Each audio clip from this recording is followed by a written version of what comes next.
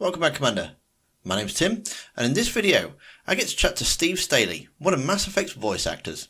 If this is your first time here, I make videos on Mass Effect, so make sure you check out all those other videos after you've watched this one. It's a really interesting conversation about all things voice acting. Enjoy. Today's guest has been voice acting for over 20 years, starring as the Riddler in DC Super Friends, Tefei in Starship Troopers, plus a whole host of Japanese anime characters. He's also lent his vocal talents to games such as Final Fantasy VII Remake, Guild Wars 2, and our very own Eddie Lang in Dr. Palon of Mass Effect. Please welcome Mr. Steve Staley. Thank you very much for taking your time for joining us today. Wow, thank you. That was a great introduction. I was like, oh yeah, he's got all my greatest hits. So yeah, if you could just tell us a little bit about yourself, that'd be wonderful. Well, I am originally from Denver, Colorado, USA, and I moved to California to go to university at Chapman University these many years ago with the intent of becoming an actor. University was just the easiest way to get me from the middle of America to the West Coast so that I could already be here, if that makes sense, which I'm assuming it does. And then when I graduated, I moved from Orange County, which is where Chapman is by Disneyland, up to Los Angeles to start my career. And, when you're in your early 20s, you and all your buddies are still here trying to make it happen. And so I was here with my crew and we were all doing the things that people do, taking workshops, doing showcases, getting in plays, and all that kind of thing. And so the people who I was living with, one woman specifically said, hey, you want to take a voiceover workshop? And I said, yes, let's do it, because I knew what voiceover was. There are ways you make money as an actor, and voiceovers is one of them. And I've always been good at mimicry and that kind of stuff. And I thought, even at the time, you know what, I think I'm well suited for this. So we took the workshop. At the same time, we were doing headshots and commercial auditions and all the on-camera stuff. And we took this voiceover workshop, and at the end of it, I thought to myself, I think I'm pretty good at this. This is something that really suits me. And so I did what I would never recommend anybody doing, but I can't really recommend that since it's what I did, is I made a demo after my first workshop and started sending it out. And different from on camera, I got picked up on. I would get my phone calls returned and people interested in my demo. And so I kind of, I didn't really take that as a sign. I just went where the action was. And the more I invested in it, the more action I got in voiceover. And I wouldn't say I ever turned my attention entirely to voiceover, but over time I turned my attention entirely over to voiceover because it was just taking all my time. It was not a secondary thing to on-camera acting. It's an avenue of acting. There's a lot of work, and it's a pursuit of its own. And at a certain point, my mid-late 20s, I started pursuing it again, not exclusively, but wholeheartedly, to meet people, to meet casting directors, and etc. So this is before video games as we know it, right? And did a lot of commercials and original cartoon, like you said, a ton of anime. And at the time in my 20s, I was still doing on camera. So I was in TV commercials and stuff like that. And then I just got so busy in voiceover that became what I did exclusively. Also things like looping, if you know what looping is. So like voices that go in TV shows and movies, which takes time and is a job, but there's no recognition for it. It's a job. It's an amazing job for a SAG day rate plus residuals, but it's 100% anonymous. But it's a great job, a union job for voice actors. And then the usual, commercials, industrials, original animation, dubbing, video games as they have become a main avenue of entertainment, and then over the last few years, directing. So is there a difference between like the TV work and the game, or is it kind of the same kind of principle? Well, that's an interesting question, and I like the way you phrased it, because my feeling is, especially in voiceover, no, it's not. It's not different. It's exactly what you said. It's the same principle. What I always say when I'm teaching the class is, to me, it's never different. You go in, there's lines on the page, and you got to interpret those lines as you see it and as the director and management wants for their project. So if it's a commercial, if it's a game, like, it's, to me, it's never different. The job is always the same principle. That having been said, being aware of what you're participating in does help you to determine the performance that you want to give. But ultimately, it's me in a room acting out the lines, which is why often people say something to me and I'm like, oh, I was in that. I don't really remember my resume in a way, because for me, it was me in a room, like it always is, with a piece of paper or now a computer screen interpreting lines. So good question.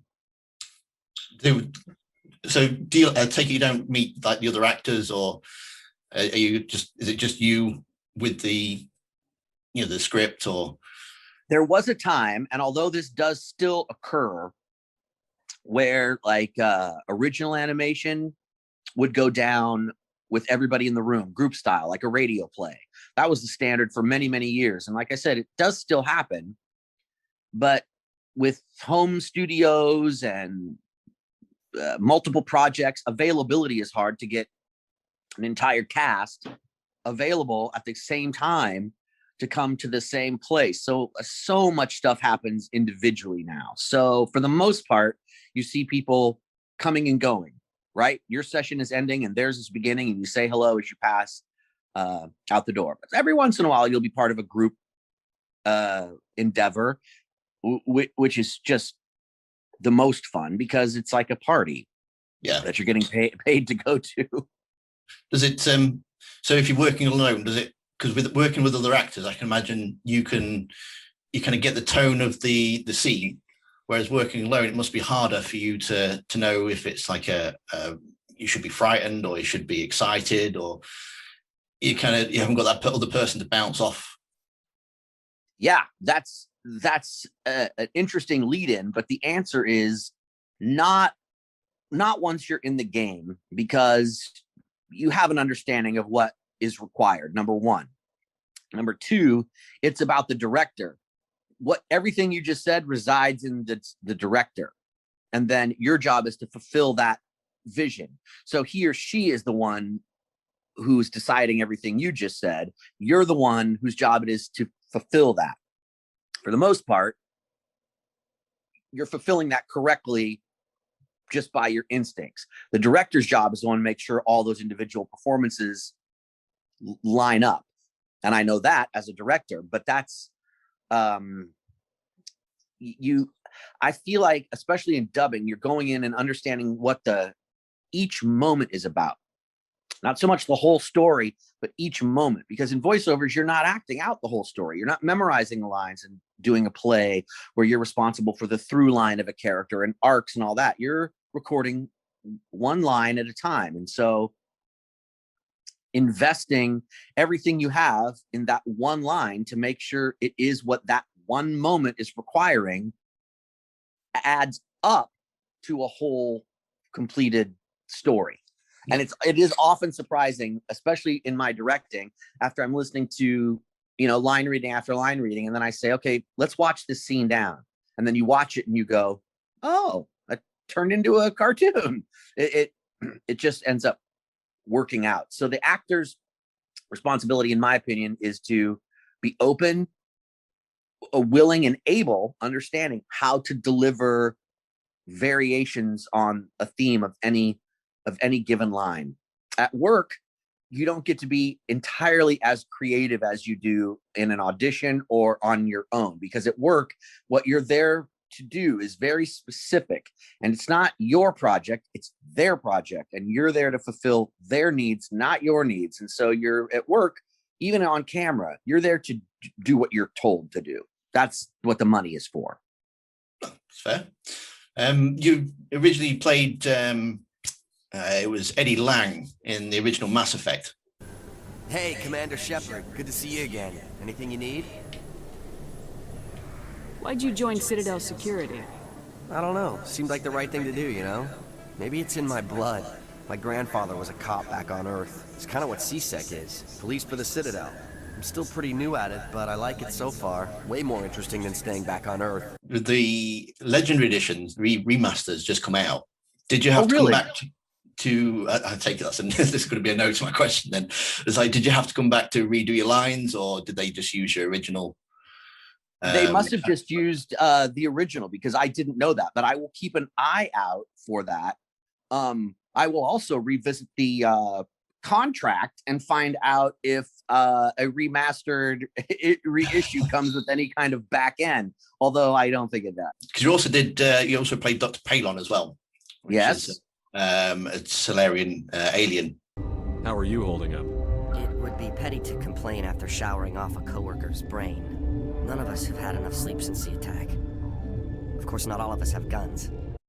With that, did you have to change your voice, obviously, between a human and an alien, or is that something that was done on the in the post-production?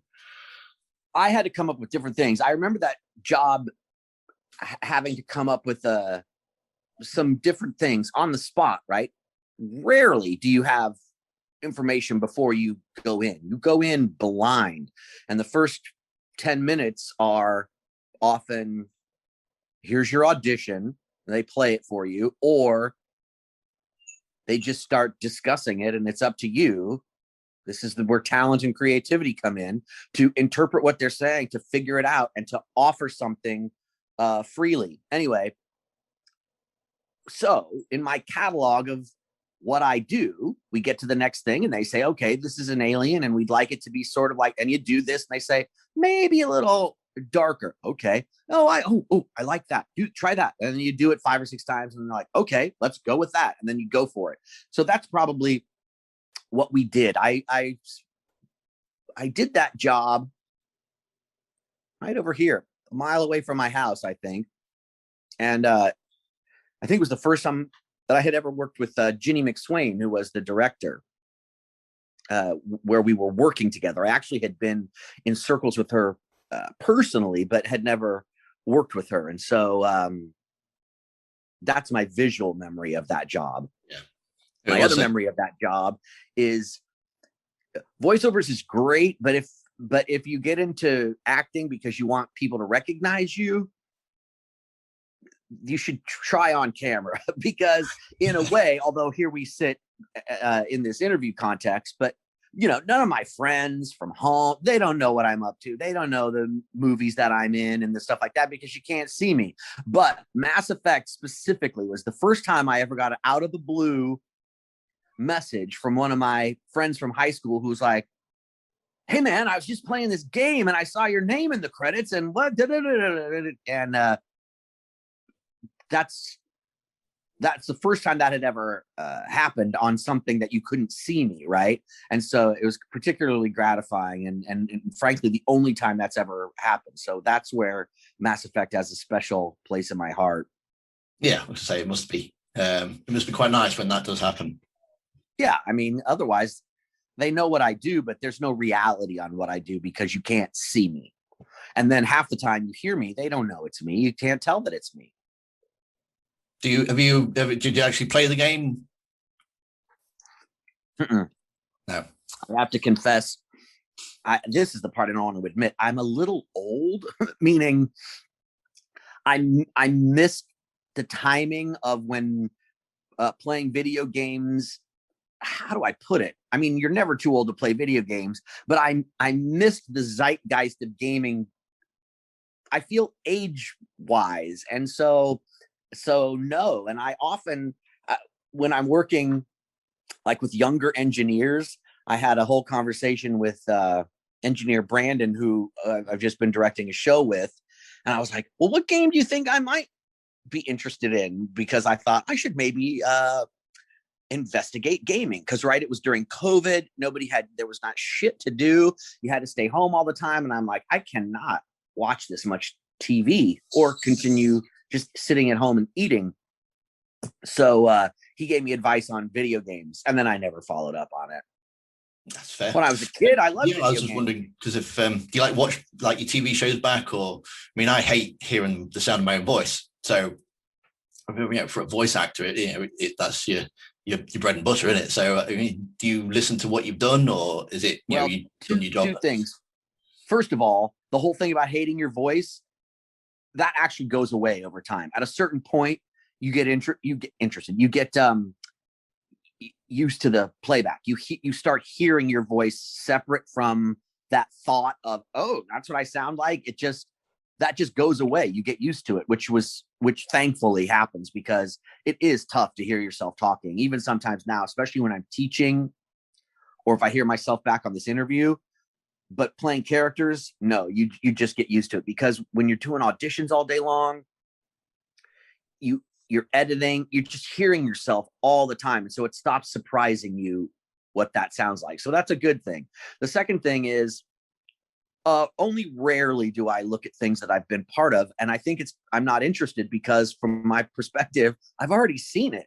I haven't seen it mixed on big speakers, but I've already seen it. And so I'm not as interested in pursuing it. It's totally opposite from the way I thought I would be when I came into acting. I thought I'd be there looking at everything I did, watching it.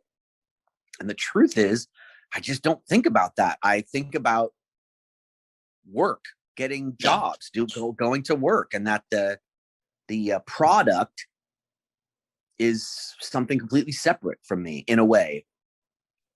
You mentioned that you teach. Is it voice acting that you're actually teaching?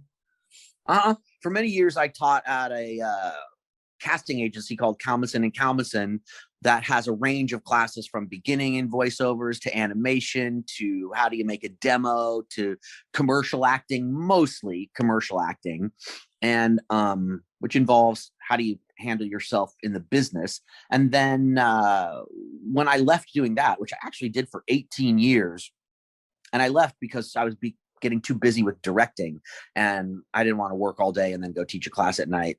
But I still do guest directing most often for kids classes.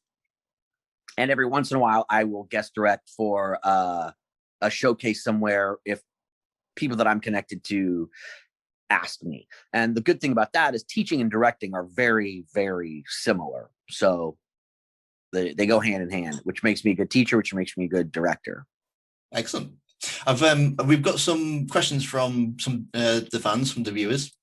So Takes to Know Games would like to know if you can recall how you stumbled on the role, and if so, what drew you to it?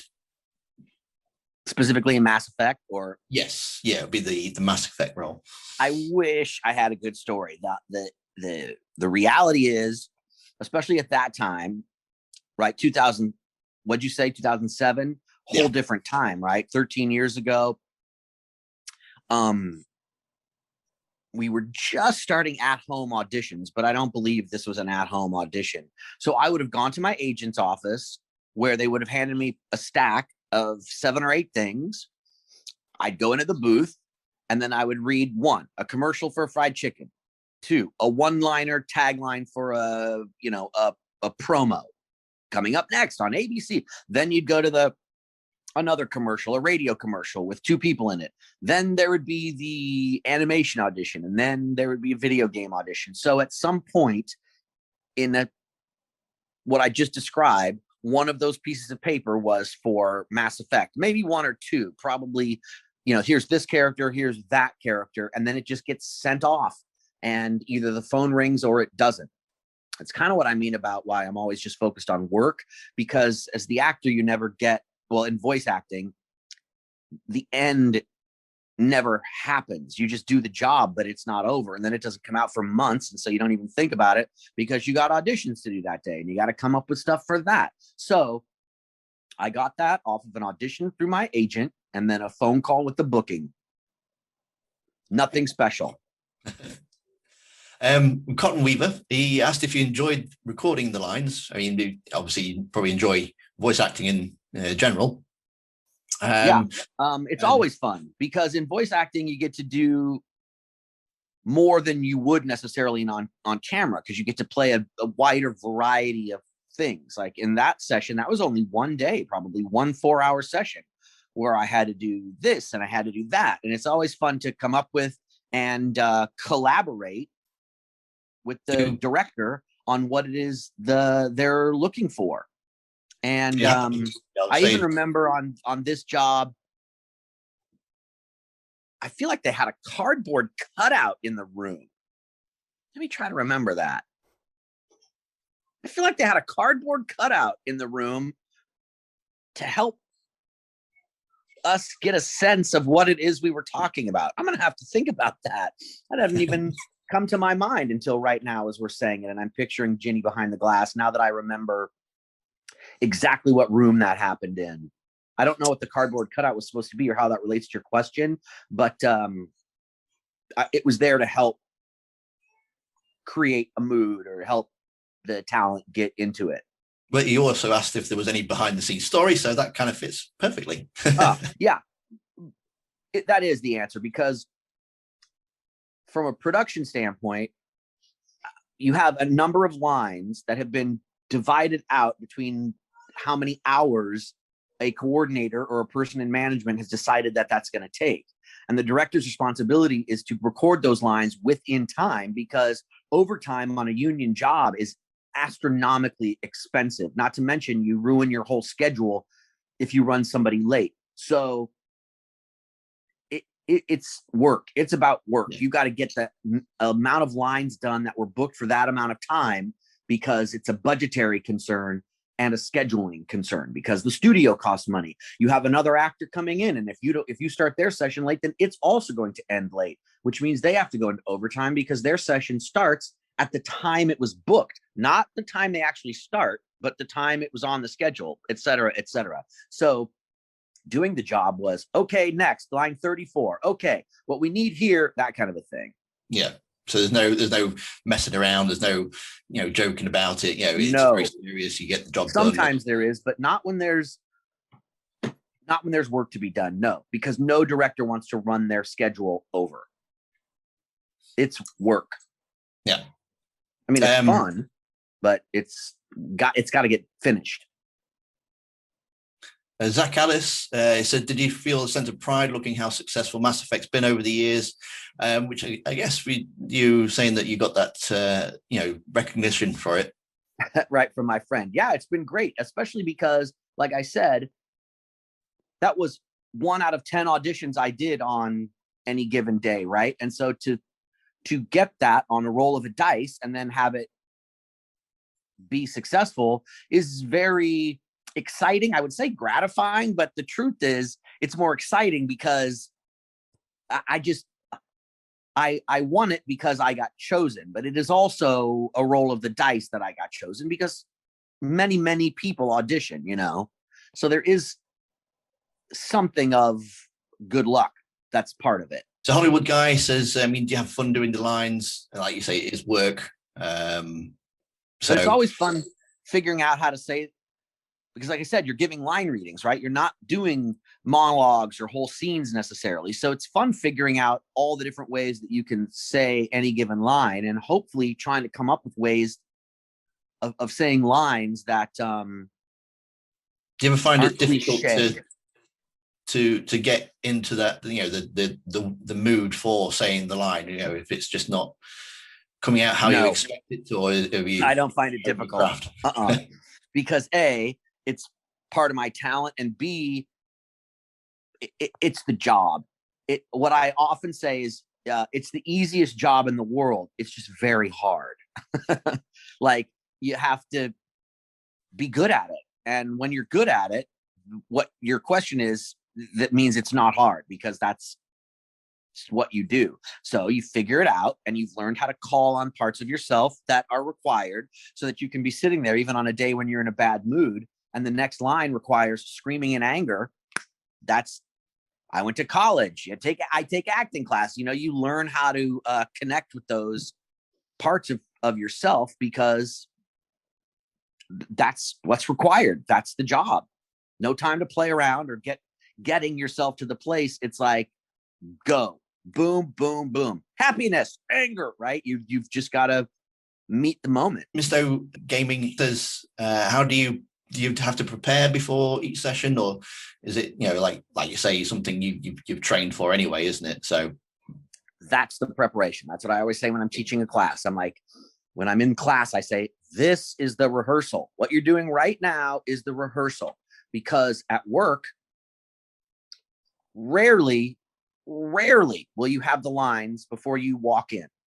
Often you'll audition for one part, but you'll get hired for another part. And although the call sheet might say it, or the email that they send you with the booking might say it, you don't have any reality on what that means. And they don't send a script most of the time because it's under some kind of non-disclosure. So you just show up and you're sitting there waiting. You have to sit there on a stool. Well, I sit down when I work. Most people stand up. You sit there waiting, and then they say, okay, we'll put up on the screen this, and then they go, okay, line 51, and then either they'll describe to you what's going on or whatever, or they'll say, okay, turn to page 26, and then you begin, which means you have to read it and interpret it kind of while they're talking to you, and then they roll, and you've got to go. So there is no preparation. It is true that the class and the study and the training are the preparation, because at work, the lines have to be recorded, and that is the only thing. And sort of the casual expectation is that you will be able to come in and do it one after the other and have it be right and have it be good, period, because you're a professional without training, sight reading, basically. Making it sound real with no rehearsal. Well, Drew Russell, he says, thank you for the great anime roles, especially Bleach. Yay! What's been your favorite character that you've done? Wow. He actually does say video game role, but I say you've done quite a lot. I know. When you say favorite, I do have a soft spot for Bleach and Naruto, mostly because those two series, again, off of one audition, although I remember the audition for Naruto very clearly. There's no story to tell. I just remember that day.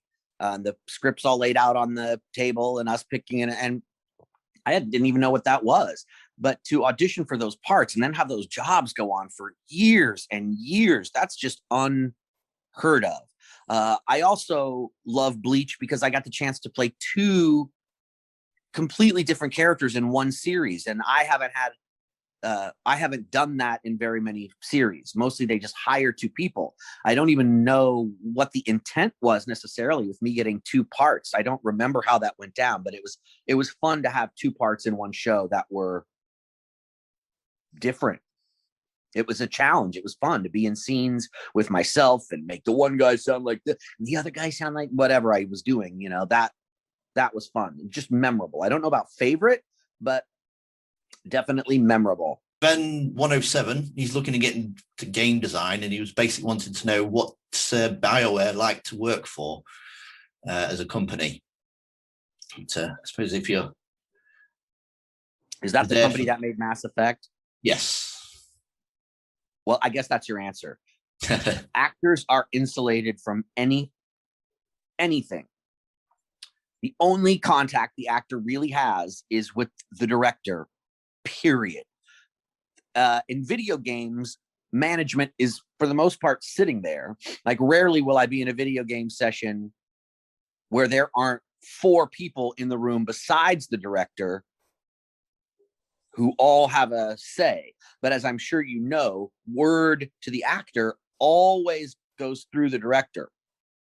Rarely do those people talk to me. If they have something to say about the performance, they say it to the director, and the director says it to me. And then, of course, at the end, we are shaking hands or saying hello, or we've been in many, many sessions. And so I know them in that way. But our interaction in that context at work is only social, because anything they would have to say to me about the work goes through the director. So when you say, what's it like to work for them? My answer is great, because they've set up a nice professional setting that I can go into and feel supported, taken care of, feel that it's important that I do a good job and that they're demanding a good job from me. And then honestly, it's like, thank you. Now get the hell out. That's what it's like. So all those companies are great, but mostly because they're spending a lot of money, not just on voice records, but on writing. I mean, every one of those people in the room that I'm talking about, that's their full-time job. That's their full-time job. And so from a managerial standpoint, there's respect for how much effort they're putting in, and time-wise, and how little time we're putting in time-wise. The flip side is my work is just as visible as their work in the final product. That's why we're sitting here now. You're talking to me and not one of them. I know I've taken up quite a bit of your time. I do have one last question, though, if that's okay. It's early in the morning. I'm drinking my coffee. It's Saturday. I'm happy. Wonderful. So Anders Lay just wants to know if there's any advice that you could give to anybody that wants to get into voice acting.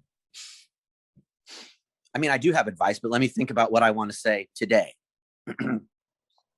I guess I would say training, because there are things you have to do in your voice acting that are not, you don't think of them as things you would learn in acting class. A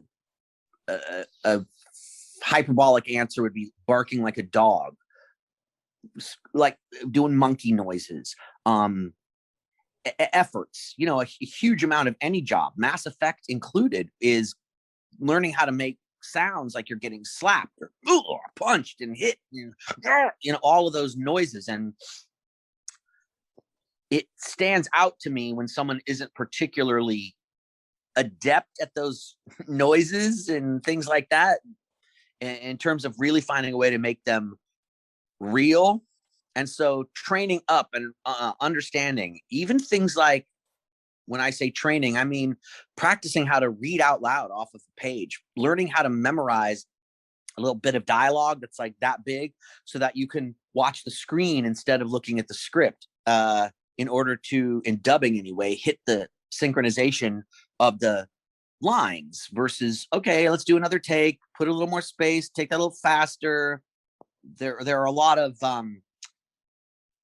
technical aspects to the job that the more trained a person is, the easier it is to get through the material.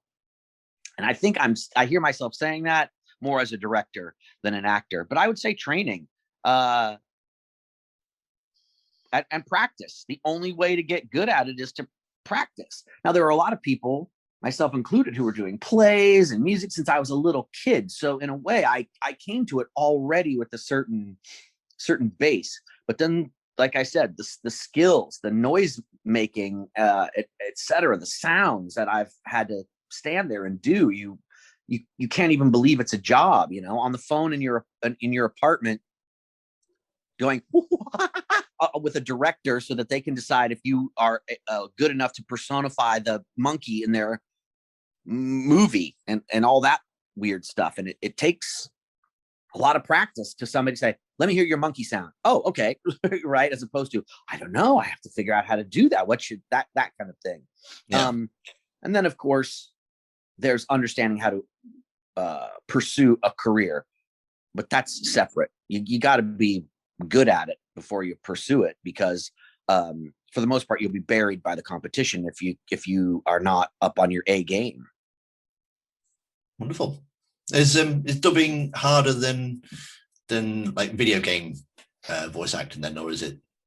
Probably, because in a original video game, a lot of video games are dubbing because they've already been done in another language. But the trick in dubbing, of course, is to learn how to fit a natural sounding performance into the constricted time frame of mouth flaps. It takes a minute to figure out how to do that, because that's two completely separate skills having to overlap, and you have to learn how to divide your concentration between watching sync, rhythm, then the lines you're requested to say, and then doing those at the same time while making the line sound natural, like you aren't constricted by mouth flaps. That's hard to learn. And I can remember way back at the beginning of dubbing, building that skill and being like, wow, that sounded terrible. Let's do another take, and have to learn how to make something sound natural that's completely unnatural, even more so than usual, because you've got to either say it faster, slower, or it's in two parts with an unnatural break in the middle, all of that kind of stuff. Yeah. So yes, dubbing is harder, especially now where you're doing it from your closet, and sync isn't perfect anymore because there's latency that there isn't when you're in the studio. So you have to concentrate even harder. It sounds like it's quite a tough job. It is. You have got to concentrate. You cannot drop your concentration because it's also just you. There is no moment when people are looking at someone else for their lines like there is in a group read. If you're dubbing, it's you, line after line after line after line after line. You cannot deflect the attention. So you got to stay focused. Well, so I'm not going to take up much more of your Saturday. So I do appreciate you spending your time with me this morning. Well, thanks, Tim. I appreciate you asking me. I'm always happy to talk to people about their interests in, voiceover, video games, what I bring to the table, etc. It was a pleasure. Thank you for asking me. Lovely. And if people want to follow you on social media, where's the best place to reach you? Well, on Instagram, which I think I'm just Steve Staley or Steve Staley 1. I can't believe I don't know the answer to that. I think it's at Steve Staley, all lowercase. I should probably post more than I do, but that's a good place to just touch base. I'm also on Twitter, but I don't tweet that much, although I do tweet stuff about projects that, go watch this, or like I directed Demon Slayer, and that became really big, and I promoted that. But people reach out to me on Twitter. In fact, interestingly enough, that's the easiest way to reach out to me for whatever reason. I don't know. I guess it's just my interaction with social media is what it is. I'm a little too blasé. I see all my friends and they're posting every day, and Griffin's got something to say and he's doing this and that. And I'm thinking, oh my God, I can never think of anything to say. Okay. Well, thank you very much. And hope you enjoy the rest of your day. Great. Thank you, Tim. Appreciate you asking me. Thanks everybody for being interested.